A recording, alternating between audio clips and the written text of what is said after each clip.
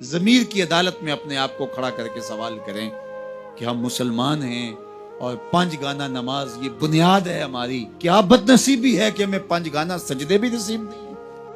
اللہ اکبر. کسی نے کہا تھا کہ میں نہیں پڑھتا نماز، تو میں نے کہا تھا کہ تو کون ہے نہ پڑھنے والا، رب تجھے بلاتا ہی نہیں ہے. اللہ جس سے ناراض ہوتا ہے اس کی بینائی نہیں چھینتا. اللہ جس سے ناراض ہوتا ہے اس کی قوت گویائی ختم نہیں کرتا. جس سے ناراض ہوتا ہے چلنے کی سکت ختم نہیں ہوتی. جس سے ناراض ہوتا ہے اس کی شنوائی ماند نہیں پڑتی.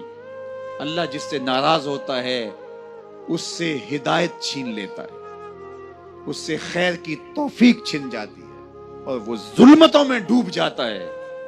مکر، فریب، سازش، جھوٹ، منافقت، بدعملی، بدترین رویے اس کی زندگی ہوتی ہے اور وہ اس پہ مطمئن ہوتا ہے کہ ٹھیک ہے میں جیسے زندگی گزار رہا ہوں، میں چالاکی سے لوگوں کو بیوقوف بنایا ہوا ہے. یہ اس کی بربادی ہوتی ہے، یہ رب کی ناراضگی کا سبب ہے.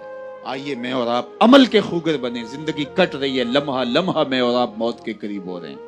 اس سے قبل کہ سانسوں کی لٹکتی ہوئی یہ ڈوری ٹوٹ جائے اور یہ 6 فٹ کا کدے رانہ مٹی کا تودا بن کے زمین پہ گر جائے، اس سے قبل مجھے اور آپ کو اپنے عمل، اپنے رویے اور اپنے طرز زندگی پر غور کرنا ہوگا. تو آئیے ہم اپنی زندگی کو نور و نکھت اور روشنیوں سے مالا مال کریں.